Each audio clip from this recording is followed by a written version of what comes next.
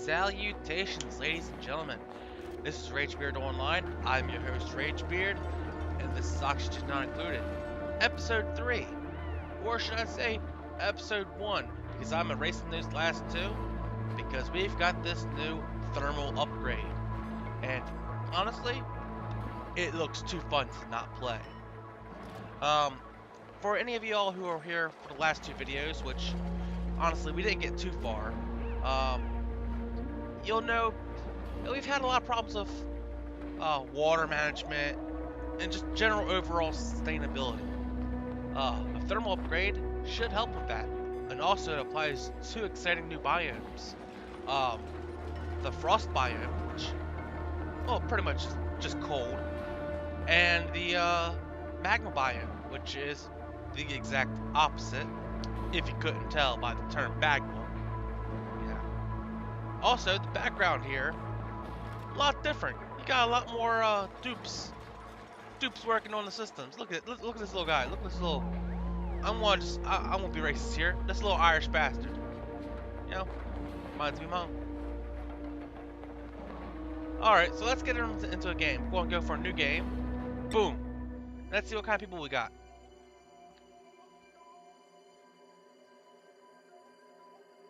All right, almost there. Successful space. All right, what do we got here on the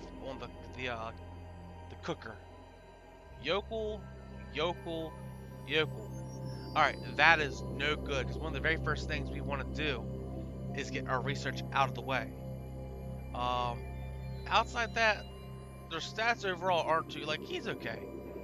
But 25 to core, vomiter, don't want a vomiter.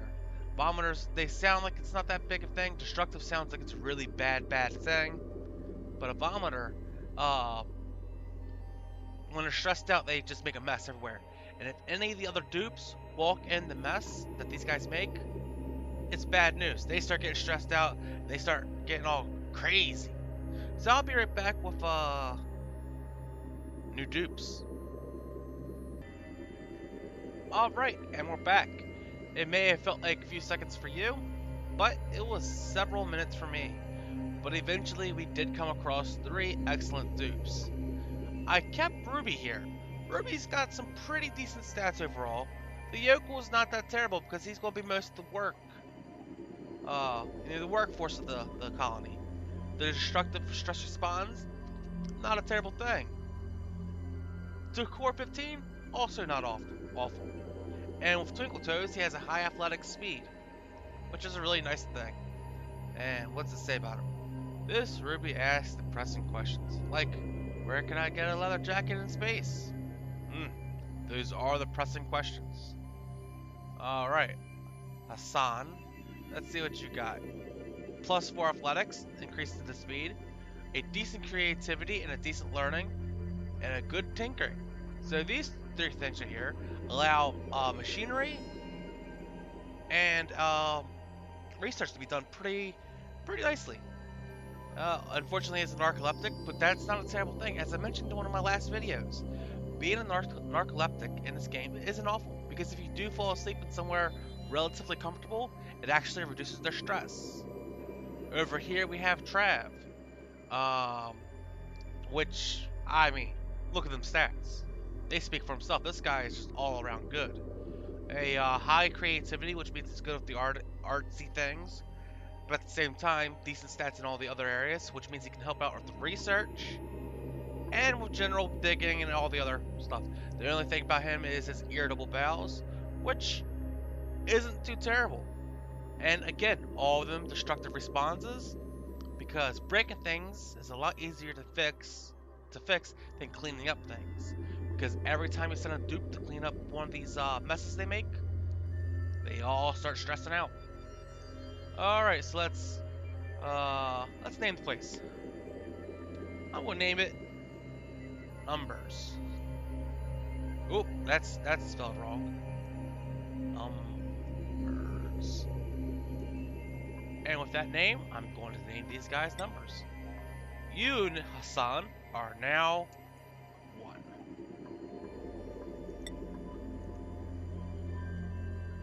2.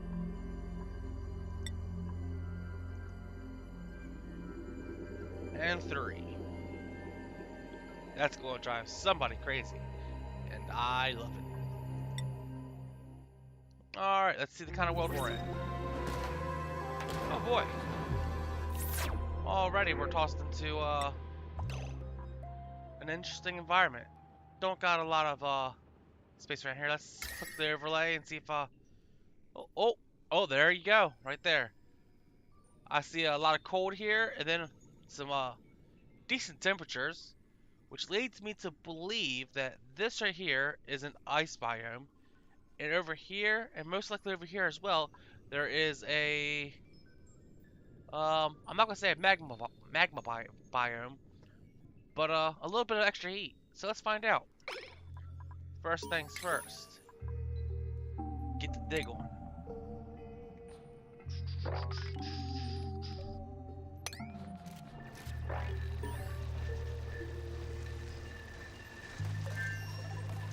Again, my main goal is going to be to try to keep a majority of the base inside the same space-wise. So I will be digging a ladder here. I'm just going to try to keep everything in, in the same relative area. The better I can do that, the better off we'll be. Because having a large base that, a large base that's cumbersome to control is a pain in the butt, honestly. If your dupes have to run across the entire facility, the entire map, just to go to the bathroom, there's a good chance accidents will happen. As for right here, we've got a nice pool of water and a nice pool of water. I'm going to try to dig out this area right here, and then drain this water into this pool, and kind of make it a single large area. So I'm going to apply that like that. This like this.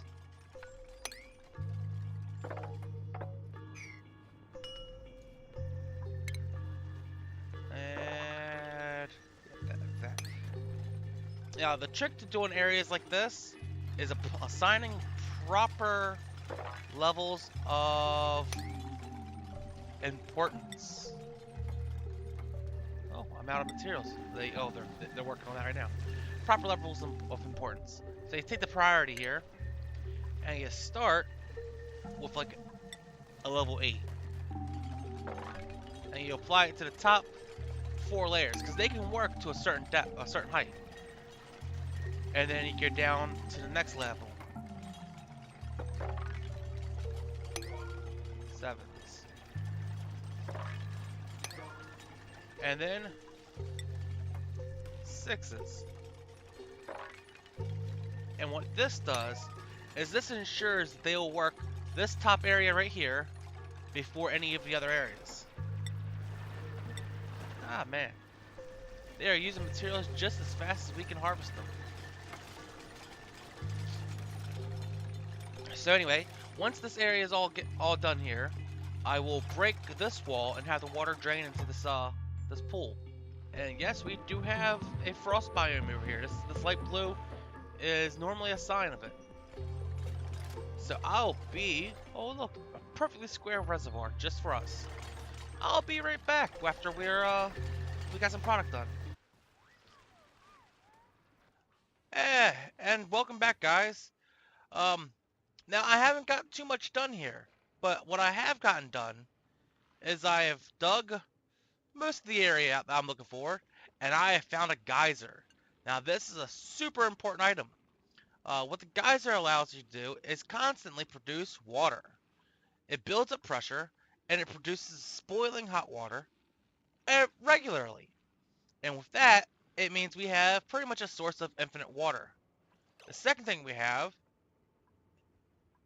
is a puff. And puffs produce constant slime. They inhale toxic air or bad air, and they produce slime. And that doesn't sound like a big thing, I know, but slime is life.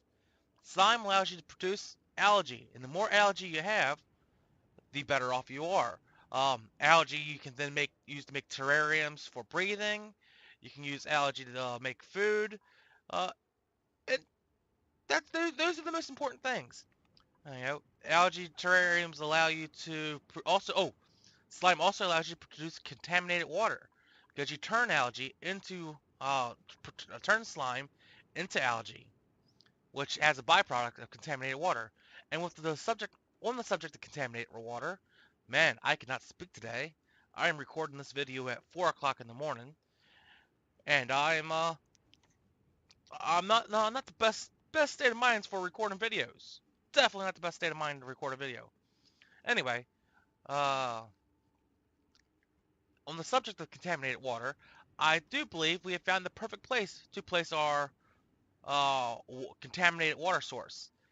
This side right here is pretty much all contaminated water already, and will make a good location for water storage. So, with that, I will return to you shortly and hopefully have a lot more things done. Oh, this is definitely an ice biome. As you can tell by a wheezewort. This guy pulls in oxygen and spits out cold air.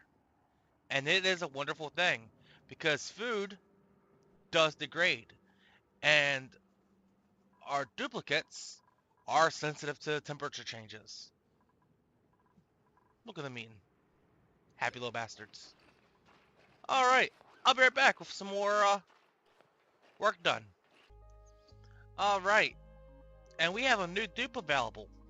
Um, None of them looking too particularly good. I guess I could go with an athletic runner with a high learning. So this person will probably be our main researcher. Um, Outside that, well, the early bird's pretty good. Actually, early bird's really good. Though this has a higher running or high athletics, bottomless stomach is a problem. That increased food consumption doesn't seem like a big thing, but when you only have a limited resource of food to begin with, this early in the game, that could be a colony killer. So, we're going to go for Ada, and we're going to name you 4. But Ragebeard, that's the wrong 4. I know. Alright, Ada. I mean, 4. Uh, we did have a small error, a small mistake, if you will. Uh, the soft stone that was here holding this water back crumbled and, well, flooded this area a little bit. It's not a big problem because we will be using this geyser. We will be placing a lot of water in here.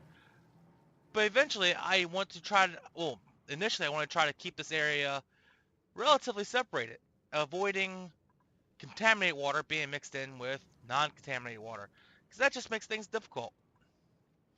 Um, so my goals will be to encapsulate this area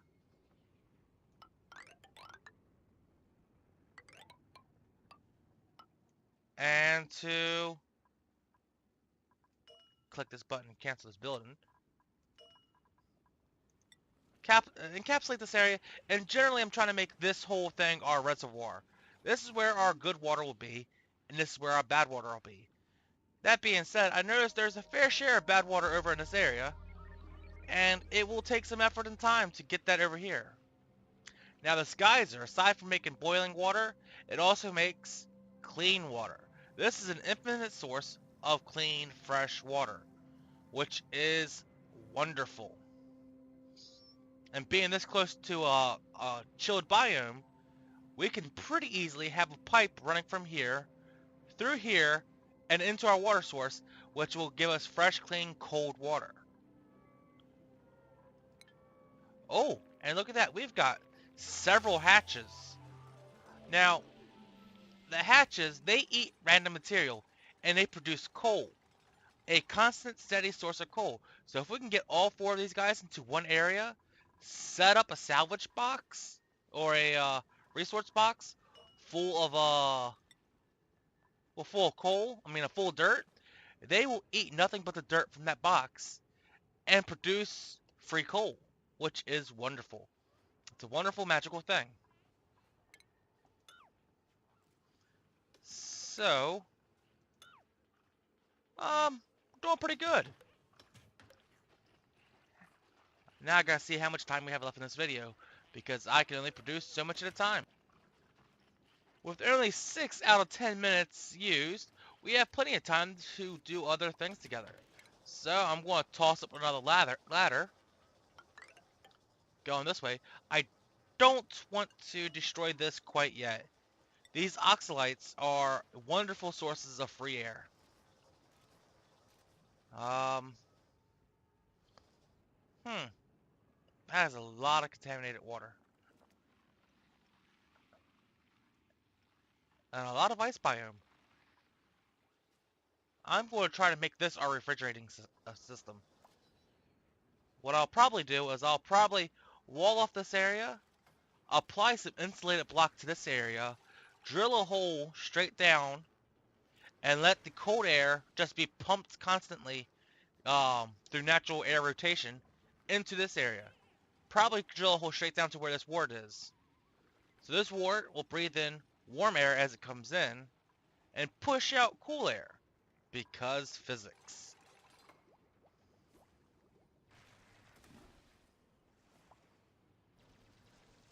Oh, we're getting close to it.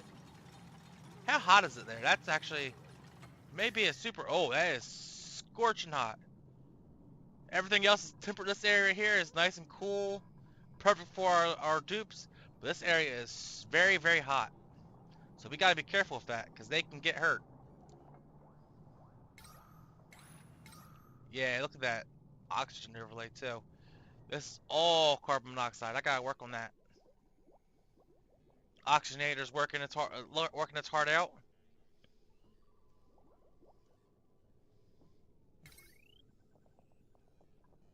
Hmm. Nothing here is over. Oh, that's another thing in this new update. Our wires now have power ratings. Max wattage 1,000 watts. Current status 360. So what's that saying? What that means is we have to be careful about how much power we run through any one wire. At max, we can have 2 or 3, maybe even 4 objects running off any one wire. But if anything requires heavier uh, current, like for example the coal generator or such, it will require a thicker cable, which we have yet to research. I should start researching things. Open research. And first things first, farming. Because getting food started is very, very, very important. Oh, where's all this contaminated air come from? Is the slime producing contaminated air? That is not good. Wherever it's come from, we need to isolate it before it infects the rest of our base. So I'm taking a manual airlock, which is now a early priority item. I don't know if you recall or if you've played this game before, but airlocks used to be um, something you had to research, which I always thought was silly. It's just a door. Why is it so hard to build? But they've now provided us with a manual airlock right off the back, which is wonderful because this all can cause problems. If this ruptures right here, it can flood this area. If this contaminated oxygen comes in, it can flood this area and start messing with our dupes. So it's very important to nail these things off as soon as possible. Hmm. Nope, that's not what I was going for. If I remember correctly, there's a button. I think, I think it's shift that allows you to, yeah, just straight lines. You hold shift and you drag it, and it won't go crazy. Oh, but it will go that way. Anyway, let me just cancel that and cancel that. Hopefully they'll produce this little area fast. This, I think, I will try to make into kind of a resource management. This will be like where our water pumps and everything are that we can use to flood through here. And also for food storage and such. So I'm going to have this go here.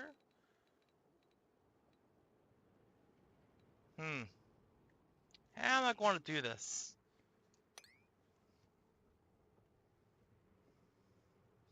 I'll probably have them build it down this way. No, that won't work. I'll figure it out off camera.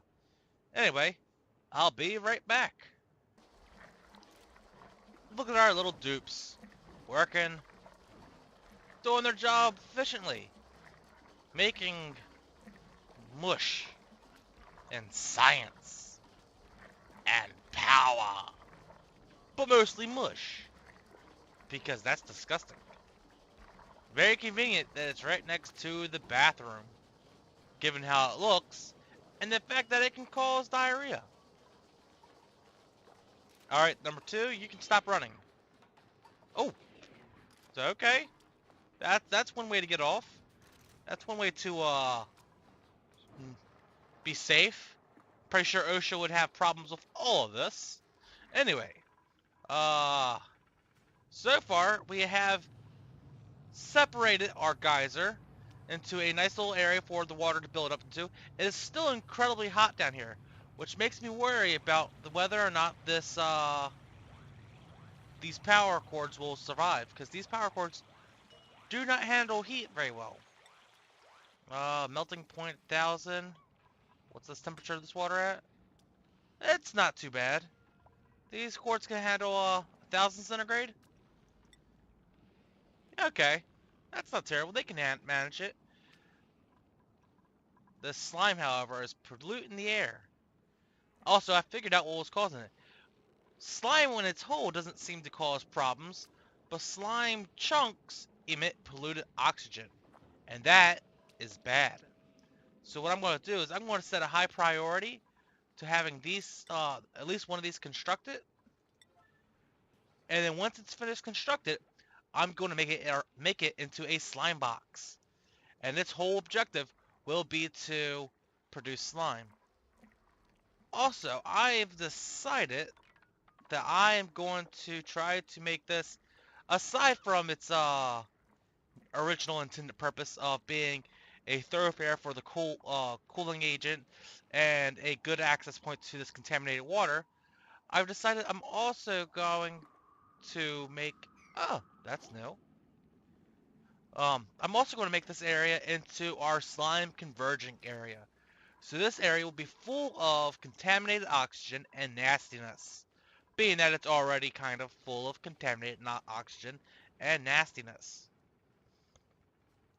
So with that being said, and without further ado, I will have them finish digging this area out, and then I'm going to increase the height of this room to 4, because I believe that's how high you need it to be before you can,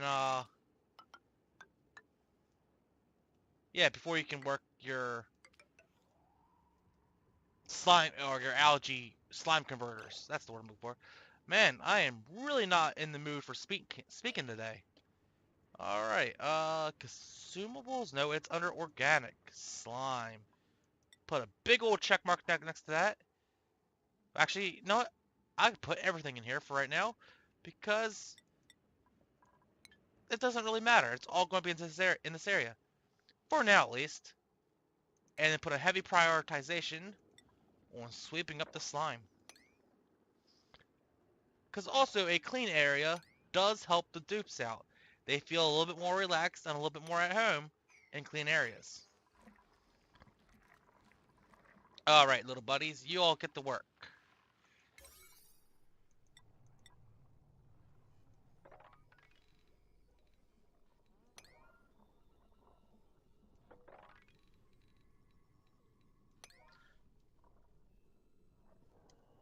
And with that, unfortunately, that's all the time we have today. Um, I do hope you guys enjoyed this episode and enjoy me for the next. I do look forward to your commentary and general input. Tell me what I could do better. I can change many things. My voice is not one of them. I know. It's horrible. My speech pattern, I can work on that a little bit. Probably could try using some sleep, being that it's now almost 5. So, take care, good luck out there, and have fun. Ragebeard out.